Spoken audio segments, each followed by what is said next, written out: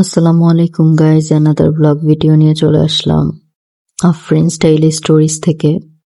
So আশা করি সবাই ভালো আছেন, যে যেখানে আছেন সুস্থ আছেন। প্রতিদিনের ইফতারি রেগুলার আইটেমের পাশাপাশি কিছু স্পেশাল আইটেম থাকে।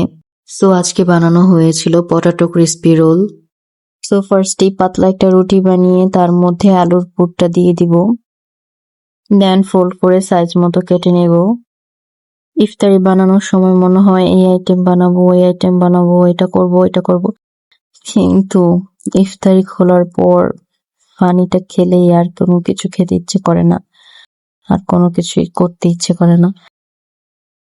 রোলগুলো ভেজে নিব লাল লাল করে ভাজা হয়ে এলে দেন উঠিয়ে নিব। সো আজকের ব্লগ এই পর্যন্তই। কে কোথা থেকে দেখছেন কমেন্ট করে জানাবেন।